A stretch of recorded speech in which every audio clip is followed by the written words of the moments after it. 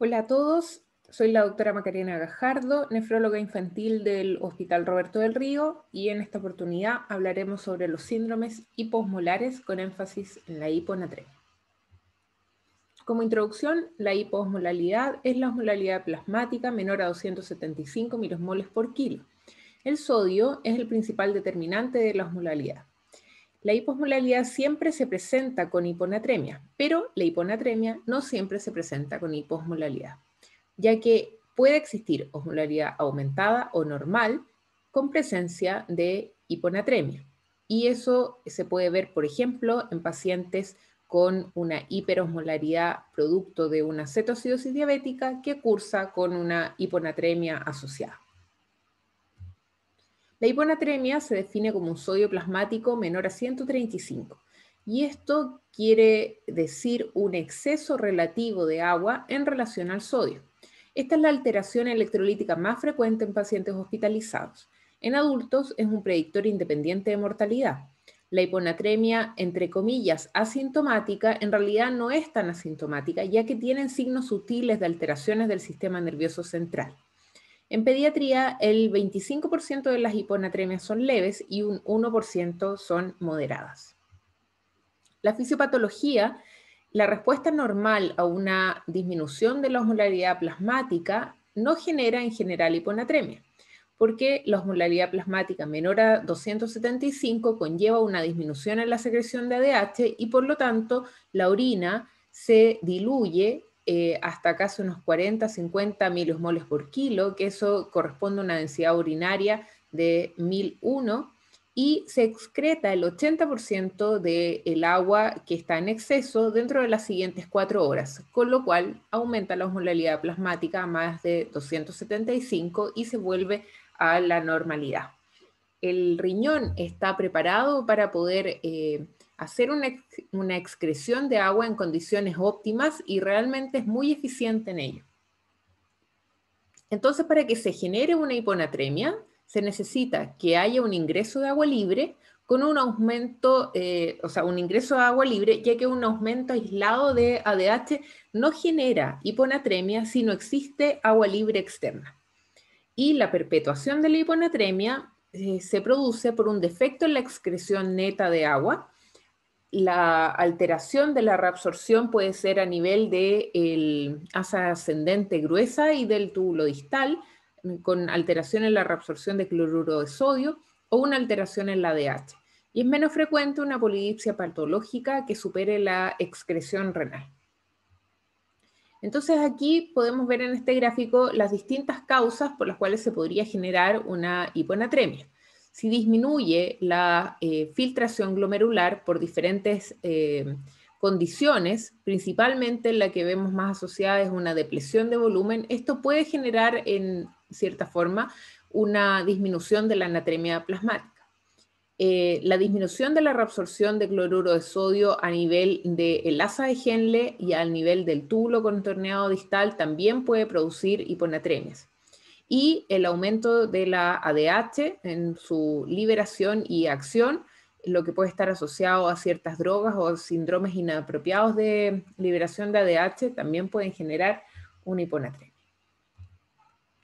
¿Cuál es la adaptación del cerebro frente a estos procesos? La primera fase es la elevación de la presión hidrostática del líquido cefalorraquídeo, que genera una gradiente para la salida de agua desde el líquido hacia el intersticio. Y la segunda fase se produce una salida de solutos dentro de las primeras horas, de sodio y de potasio principalmente, y después se produce una salida de osmolitos, que son aproximadamente un 60% de la compensación. Esto requiere la síntesis de transportadores y es un proceso más lento. En particular, cuando se pierden dentro de estos osmolitos el glutamato genera, cuando sale al intersticio, una susceptibilidad mayor a convulsiones.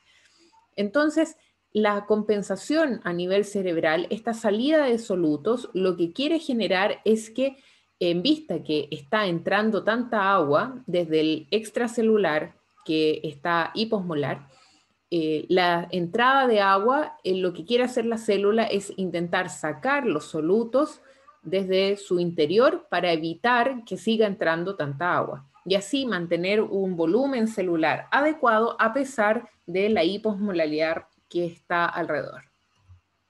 En la etiología de la hiponatremia, bueno, se describen múltiples causas, tal como lo había nombrado anteriormente, la depresión del volumen circulante eficaz, ya sea por pérdidas gastrointestinales, renales, cutáneas, situaciones de edema o depresión de potasio. En todas estas ocasiones se genera una alteración de la excreción renal de agua. En el caso también de uso de diuréticos, insuficiencia renal, situaciones con exceso de ADH, y también patologías en las que la excreción de renal de agua es normal, como la polidipsia primaria y otras menos frecuentes. Entonces, en las patologías con defecto de la excreción de agua, la depresión del volumen circulante, ya sea con un aumento o disminución del VEC, se produce una alteración en cuanto a la filtración glomerular cuando hay una hipovolemia. Se activan varios receptores que promueven la liberación de ADH, ya que, como si es que recuerdan en la clase anterior, la hipovolemia es uno de los factores en los cuales se genera esta mezcla de ambos sistemas, tanto de ADH como del control del sodio. Entonces la hipovolemia va a generar este aumento de ADH, pero también aumento en la reabsorción de sodio. Entonces se produce esta alteración en la excreción de sodio y de agua con la disminución de la velocidad de filtración glomerular, y también cuando se producen hipocalemias concomitantes se genera también una alteración en el intercambio con el sodio. Todo esto promueve, por lo tanto, a que no se logre excretar la cantidad normal de agua y se estimule entonces esta secreción de ADH. Los diuréticos generan las tiazidas, por ejemplo, son las principales generadoras de hiponatremia en cuanto a fármacos utilizados. Pueden producir hiponatremia leve a las 2 semanas, pero en algunos casos bastante severa, como una reacción idiosincrática. La depresión de volumen que generan las tiazidas aumenta la ADH. Las tiazidas además promueven la excreción de potasio y esto genera por el intercambio con el sodio una hiposmolalidad. Y se produce una inhibición de la reabsorción de sodio a nivel del túbulo distal con el aumento de la ADH, y eso produce una mayor reabsorción de agua y pérdida de sodio que finalmente lleva a la hiponatremia. La furosemida, en cambio, a pesar de que altera la reabsorción de sodio y de agua, no lo genera, ya que al bloquear la reabsorción de sodio no se produce un medio hipertónico adecuado para que cuando la ADH ejerza su efecto se pueda reabsorber el agua por el gradiente osmótico que se produce. Entonces, al bloquear esta reabsorción de sodio, no se produce un medio hipertónico para que la ADH pueda ejercer un efecto real en la reabsorción. Existen otras causas de hiponatremia, como el síndrome de secreción inadecuada de ADH, el síndrome perdedor de sal, que lo verán en clases siguientes, y también la enfermedad renal crónica con una excreción de agua disminuida cuando la velocidad de filtración glomerular es muy baja, la insuficiencia suprarrenal, porque el cortisol da un feedback negativo para la secreción de ADH, y entonces el hipocortisolismo disminuye gasto cardíaco, presión arterial, y aumenta, por lo tanto, la secreción de ADH. Y el hipotiroidismo, porque produce también una disminución del gasto cardíaco, del volumen de filtración glomerular, y porque produce otras alteraciones que también podrían generar una hiponatremia finalmente. ¿Cuáles son las patologías con excreción de agua normal? Bueno, la principal, y que la verdad no es tan frecuente en pediatría, es la polidipsia primaria. Se ve principalmente en pacientes con trastornos psiquiátricos. Un 7% de los pacientes con esquizofrenia presentan polidipsia primaria, y el sodio plasmático es normal o levemente bajo si es que la ingesta sobrepasa la excreción. Pero la verdad es que la excreción renal de agua es muy alta, entonces tienen que sobrepasar con bastantes litros por sobre la excreción renal que el riñón puede hacer. La pseudohiponatremia habla de un aumento, o sea, una disminución del sodio plasmático en relación a un aumento de proteínas o lípidos en el plasma, que es una disminución artificial. La verdad es que no es tan frecuente ahora con las máquinas actuales para hacer la determinación de estos parámetros, pero el sodio debiera bajar aproximadamente 0,002 miliequivalentes por litro por cada 1 miligramo por decilitro de aumento de lípidos y 0,25 miliequivalentes por litro por cada 1 gramo de proteína por sobre 8 gramos por decilitro. La hiperglicemia, en cambio, sí se ve con frecuencia una disminución del sodio plasmático, ya que la hiperosmolaridad que genera la hiperglicemia arrastra agua desde el intracelular para diluir esta hiperosmolaridad y por lo tanto esto diluye el sodio plasmático. El sodio baja alrededor de 1,6 miliequivalentes por litro por cada 100 miligramos por decilitro de aumento de la glucosa. Y esto es necesario calcularlo cuando los pacientes llegan con unas hiperglicemias por sobre 400, 500 miligramos por decilitro. Habitualmente se ve una hiponatremia concomitante y uno puede hacer el cálculo para saber cuál es la natremia real.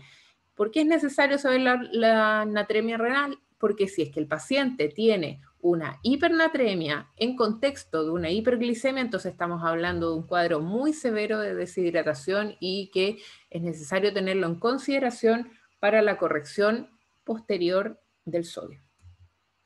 La clínica de hiponatremia es de una encefalopatía hiponatrémica. El cerebro tiene un espacio reducido para aumentar el volumen y el aumento de 8 a 10% del tamaño cerebral genera una hipertensión intracraneana y puede generar herniación. Según la severidad y el tiempo de evolución va a ser la sintomatología que tengan estos pacientes. Las hiponatremias crónicas pueden ser asintomáticas o casi asintomáticas, como habíamos comentado. Los pacientes que tienen sodios plasmáticos entre 120 y 125 en general no tienen tanta clínica, compromiso del estado general, náuseas, pero ya bajando de los 120 aparece cefalea, letargia, compromiso de conciencia y bajo 115 convulsiones y coma. ¿Cuáles son los factores de riesgo para generar una encefalopatía hiponatrémica? La edad. Todos los pacientes pediátricos tienen una condición de mayor riesgo que los pacientes adultos para producir sintomatología con los mismos niveles de sodio plasmático. ¿Por qué? Porque el tamaño del cráneo se establece, el contenido cerebral, el cerebro, crece más rápido que el tamaño del cráneo. O sea, el contenido aumenta a diferencia del continente. Y esto se produce principalmente en pacientes que ya han cerrado fontanelas y que tenemos un tamaño cerebral mayor al contenido al cráneo, que posterior a los 8 años más o menos ya adquiere un tamaño de adulto y por lo tanto en este periodo hay muy poco espacio para permitir un desarrollo o alcanzar un aumento del tamaño cerebral en contexto de un edema. Entonces, la clínica de la hiponatremia va a ser mayor con hiponatremias más leves. Los esteroides sexuales femeninos reducen la función de la sodio-potasio ATPase craneal y por lo tanto este es un mecanismo protector para la hiponatremia y por lo tanto al reducir la función disminuye la salida de sodio del astrocito y no se puede generar una compensación adecuada.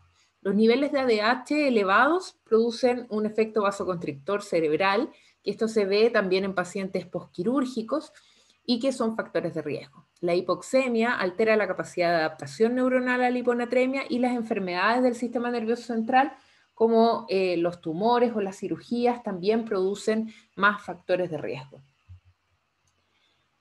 Existen otras manifestaciones que son mucho menos frecuentes de ver, pero que se describen en pediatría como el edema pulmonar no cardiogénico secundario o una encefalopatía hiponatrémica. Esto es potencialmente fatal y se debe corregir con solución salina hipertónica. Está descrito en algunos papers de nefrología pediátrica cuál es la patogenia por la cual se produce este edema cerebral citotóxico y secundario a esto, una vasoconstricción pulmonar que lleva al edema.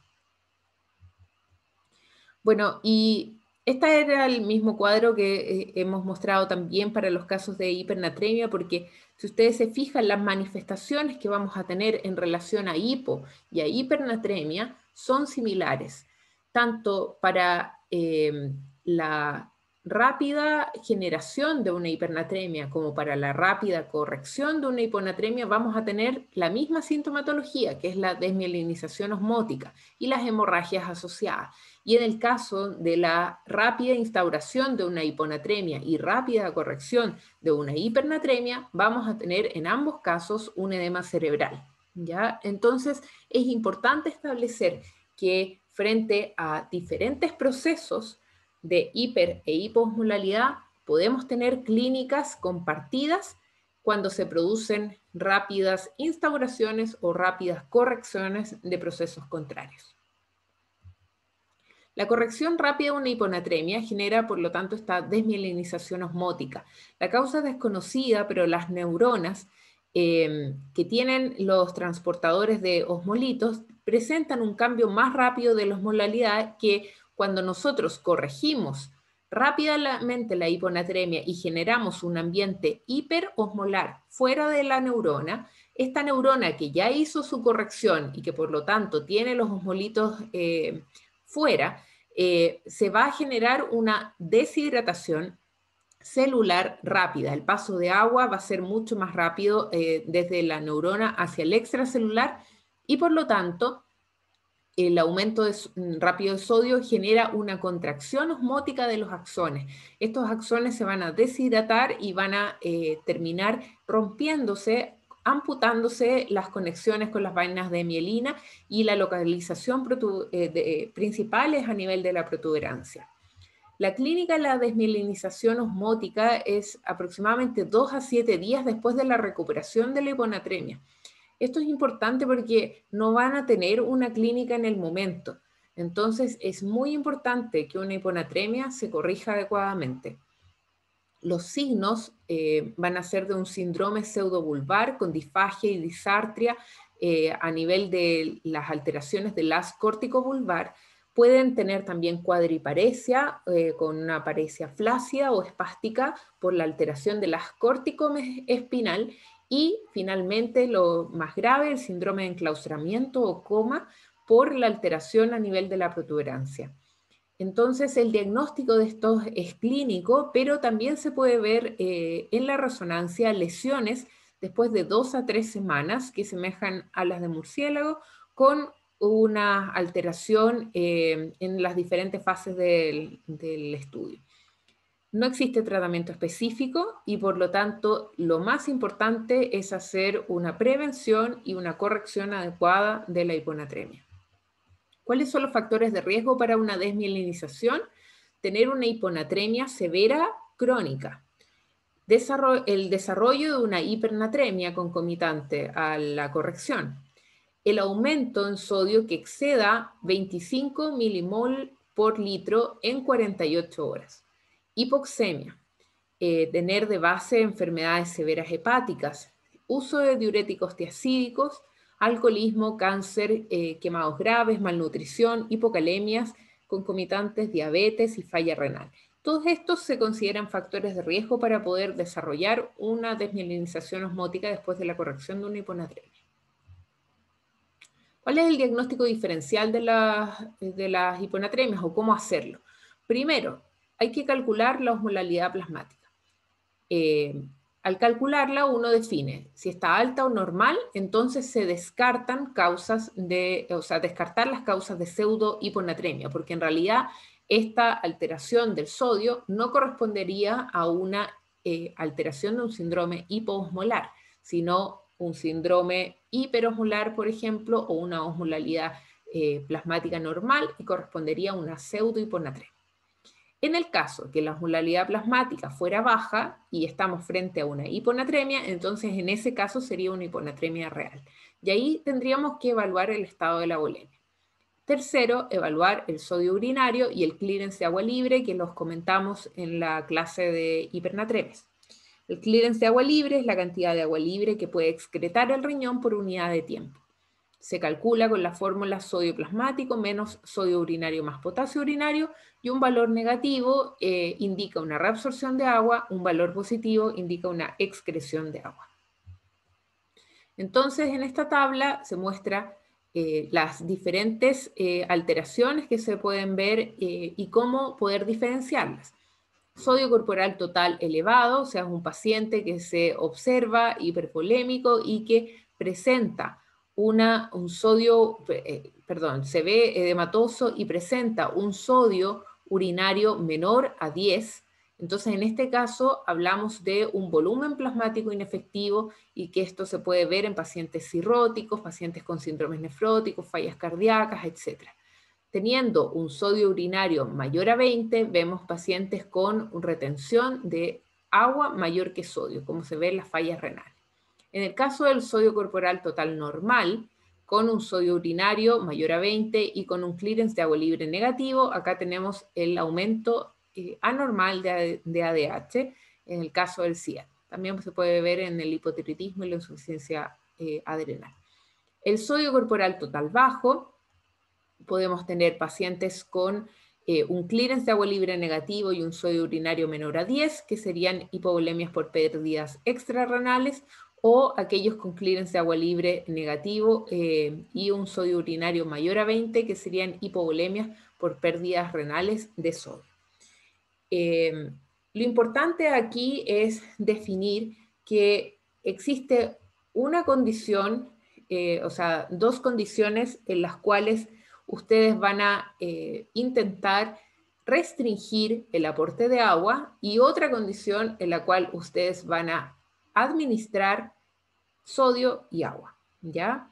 En este caso, el volumen, cuando tenemos un paciente con una deshidratación hipovolémica, sería el único caso en el cual ustedes necesitan administrar sodio y agua. Y en el caso del sodio corporal elevado y en el caso del sodio plasmático corporal total normal, en todos estos dos casos, ustedes necesitan restringir el aporte de agua para el tratamiento. El tratamiento, bueno, la incidencia de las complicaciones con tratamiento en general es baja, es más frecuente con hiponatremias crónicas y en estos casos la elevación del sodio mayor a 12 en el primer día o una corrección rápida a un sodio de 140 en 2 días, episodios hipóxicos pretratamiento y el hipercatabolismo o malnutrición son las condiciones más frecuentes en las cuales se producen alteraciones con hiponatremias crónicas.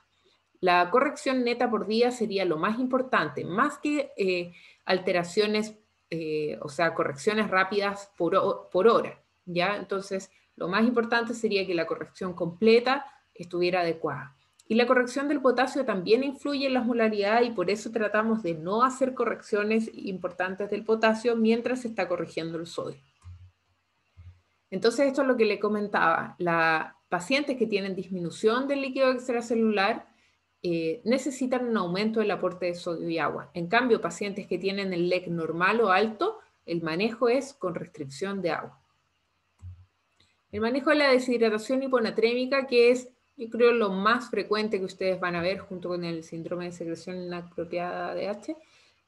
La corrección del agua y electrolitos se hace como una deshidratación isotónica, pero se agrega el déficit de sodio. ¿Cuánto se corrige? En general, no más de 0,3, 0,4 máximo milequivalentes por litro por hora. Eso correspondería a unos 6 a 8 milequivalentes por litro al día, 18 milequivalentes por litro en 48 horas, porque sabemos que sobre los 25 milequivalentes por litro en 48 horas tenemos alto riesgo de hacer desmielinizaciones osmóticas. La hiponatremia sintomática se considera una urgencia y por lo tanto se necesita hacer una variación del sodio en unos 5 a 6 milequivalentes por litro, ya que esto disminuye un 50% del edema cerebral, ¿ya?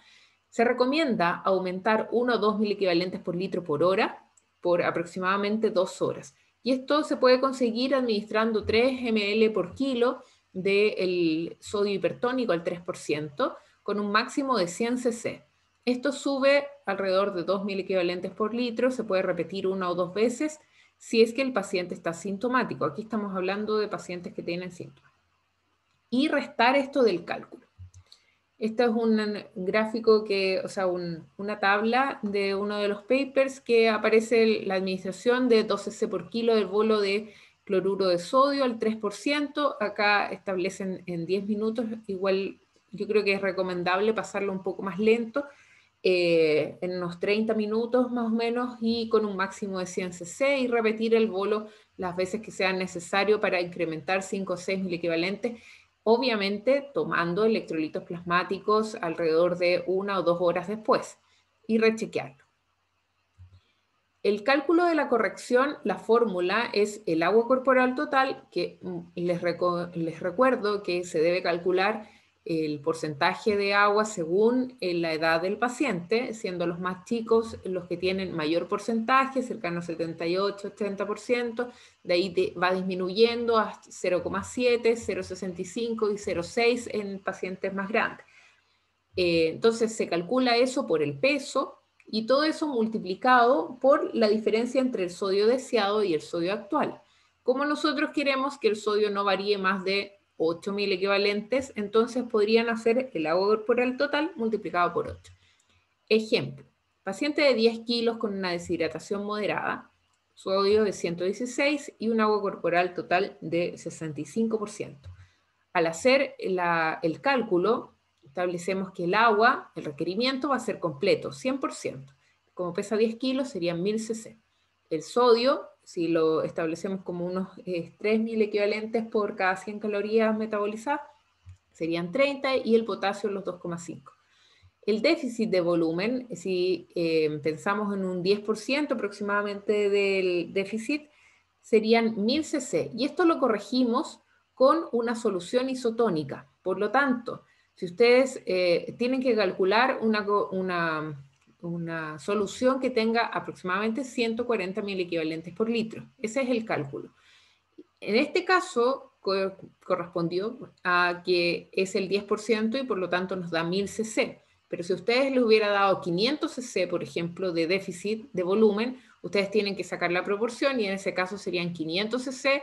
Y si ustedes quieren corregirlo con una solución isotónica que tenga 140 mil equivalentes por litro y ustedes les van a pasar 500 cc de eso, entonces correspondería de sodio 70.000 equivalentes, para que entiendan, ¿no?, cómo se calcula. Y a esto le agregamos el déficit de sodio. Y el déficit de sodio en este caso se calcula por la fórmula 8 por los 0,65, que corresponde a la constante para el cálculo del agua corporal total por el peso del paciente. Y en este caso nos da 52. El total serían 2000 cc con el sodio 211 y el potasio 25. En este caso, nosotros tendríamos que hacer un control seriado de electrolitos. El segundo día agregar el déficit de potasio, que si es que el paciente tiene un déficit de potasio se debería agregar desde el segundo día y corregir por unos 3 a 4 días el déficit. Y en el caso de que la corrección del sodio sea rápida, se deberían evaluar las pérdidas anormales de agua libre no incluidas y si es que el paciente tiene una corrección muy rápida del sodio, entonces disminuir el aporte de sodio en el flebo, no disminuyendo el goteo, sino cambiar la fórmula, ¿ya? Y en este caso se podría hacer una corrección más lenta de esta hiponatremia. Espero que les haya servido esta clase y nos vemos en la siguiente sesión.